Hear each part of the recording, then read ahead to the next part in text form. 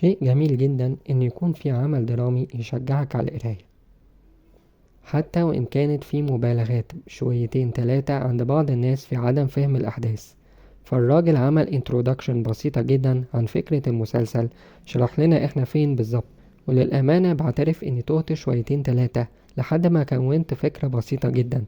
دولتين على خلاف مذهبي، واحدة في إيران قوية جدا والتانية موجودة في مصر وفي أضعف حالتها، بيجند خليفتها حاجة زي طابور خامس يعمل كده زي نوش جوه الدولة القوية نشر مذهبه ودعوته، وفي نفس الوقت يقدر يضعف الدولة القوية دي.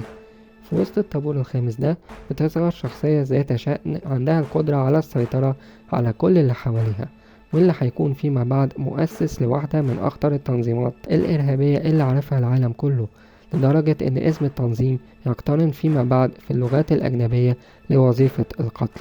ومن هنا يظهر شيء مكناش عايزينه يظهر أصلا. بدل ما يكون في نقاش جاد حوالين المسلسل نفسه وأحداثه عن بطله الأساسي، بتكون في خناقات على السوشيال ميديا ملهاش أي لازمة خالص، وتخليك تسأل نفسك سؤال واحد: هل المسلسل ده له لازمة ولا لأ؟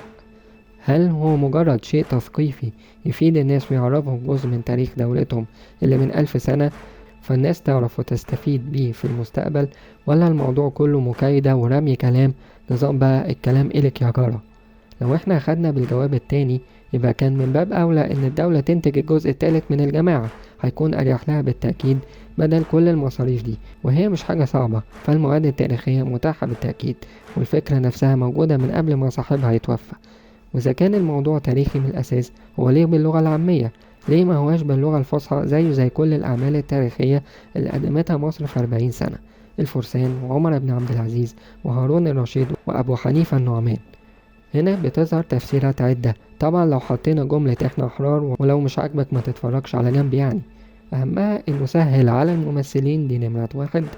أما نمرة اتنين فهو سهل على المشاهدين برضو، المشاهدين اللي بقالهم سنين وسنين ما شافوش أي عمل تاريخي مصري في آخر 15 سنة وتعودوا على الدبلجة اللبناني، فما فيش مانع يكون عندنا شيء خاص يقربنا ناحيته. على المستوى الشخصي أنا ما كنتش حابب ده قوي في الحلقة الأولى، لكن سرعان ما الواحد اتعود بعد كده، خصوصا مع توالي الأحداث ومع المستوى اللي بيزيد حلقة عن حلقة.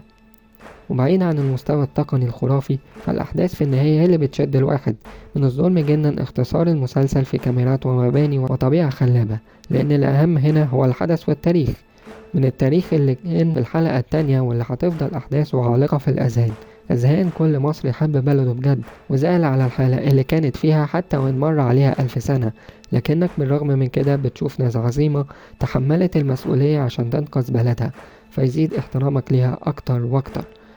وهو ده الأساس في الموضوع، رجال دولة وأبطال تاريخيين مروا على الأمة، بتشوف هما كانوا بيتصرفوا ازاي، هما ازاي كانوا بيحكموا، وإيه هي الأخطاء اللي وقعوا فيها واللي عجلت بسقوطهم وسقوط دولهم. ومعاها بنشوف واحد بحنكة ودهاء قائد التنظيم، واللي بيصعد واحدة واحدة عشان يتصدر المشهد اللي استمر على مدى قرن ونص.